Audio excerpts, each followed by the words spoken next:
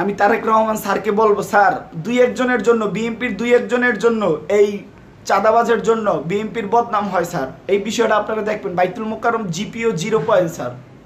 বিএনপির মহাসচিব মির্জা ফখরুল ইসলাম আলমগীর স্যার, আপনি দেখবেন, আপনার কাছে অনুরোধ।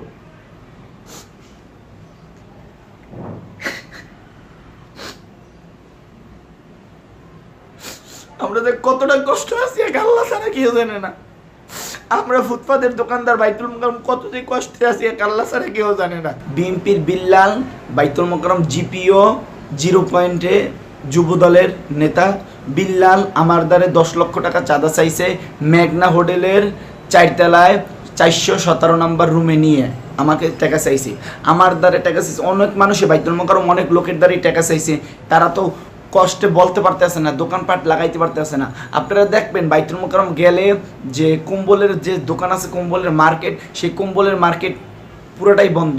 কেন? চাঁদা দিতে হবে। 5 লাখ 10 লাখ 20 লাখ টাকা চাঁদা দিলে একটা দোকান বসাইতে পারবে। কম্বলের দোকান 20 লাখ টাকা একটা দোকানে চাঁদা চাই, 30 লাখ করে চাঁদা চাই, তারপর দোকানে বইতে পারবো। ভাই, এটা হলো আমাদের গরিবের উপর জুলুম। ক্ষমতা আসলে যদি চাঁদা, ক্ষমতার আগেই যদি চাঁদা দেওয়া লাগে, আর ক্ষমতা আসলে আমরা কি করব? আমরা গরিব দুঃখী কি করব? এই বিল্লাল, এই যে ওয়ার্ডের গুলিস্তান জিপিও 0 পয়েন্টে আমি যেখানে দোকানদারি করি, বিএনপির বিল্লাল, এই তার ভাগিনিয়া সহ এই ইনসান, রবু, তারপরে আল আমিন, তারপরে তার যে ভাই আত্মীয় স্বজন ভাগিনারা আছে, তারা মিলে গেলাম আমাকে মারছে টাকার জন্য। আমারে কালকেও মারছে, 2 বার আমারে মারা হয়েছে। কাগজপাতি টাকা পয়সা এটা রাখি। তো আমাকে মারার পরে যে ইনসান, যে বিল্লাল মেয়ার সামনে আমাকে মারছে। এই বেল আমার ছুটাই ফেলানো হয়েছে ব্যাগে। দেখেন, এই বেল আমাকে ছুটাই ফেলানো হয়েছে। মানে ব্যাগের অবস্থাও ভালো না, এই ব্যাগ আমার ছিঁড়ে ফেলাইছে, এমন পরিমাণে আমাকে মার দিয়েছে। তারপরে এক মুরব্বি ছিল, সেই মুরব্বি কলম আমাকে বাঁচাইছে। মুরব্বি খারাপ মানুষ। এখন 2 একজনের জন্য বিএনপির দলটাকে খারাপ মনে করে। 2 একজনের জন্য, 2 একজন চাঁদাবাজের জন্য, 2 একজন চাঁদাবাজি করে, ওই কারণে এখন বিএনপি দল খারাপ।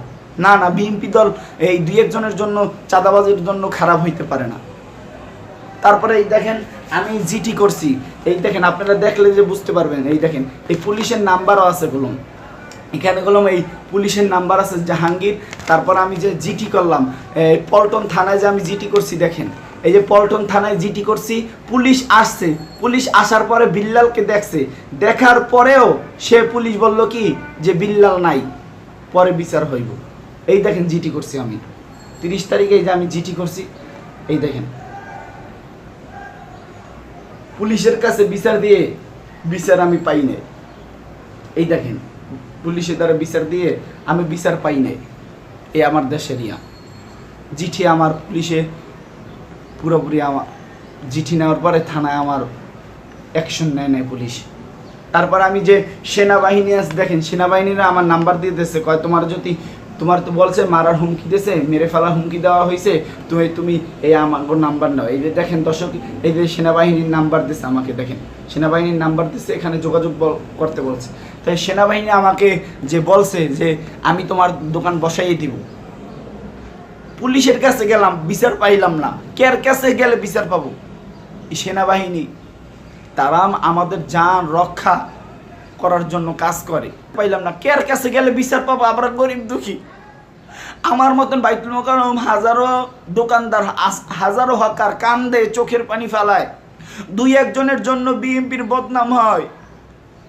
বলবো বিএনপির মহাসচিব মির্জা ফখরুল ইসলাম আলমগীর স্যারের কাছে বলবো যে বাইতুল মোকাররম বিল্লাল যুব দলের নেতা, তার ভাগিনা রবু, ইনসান কলম আমার বেশি মারছে। ইনসান, আলামিন, তারপরে ফারুক, এমন তাদের 20-25 জন লোক আছে। বুঝিনি তো, যারা রাজনীতি করে তাদের কত লোক থাকে, তারা নিয়ে আমাকে মারছে। বলছে কি তুই টাকা দে, তোর লাগে সব ঠিক হয়ে যাবে, তুই দোকানপাট করতে পারবি।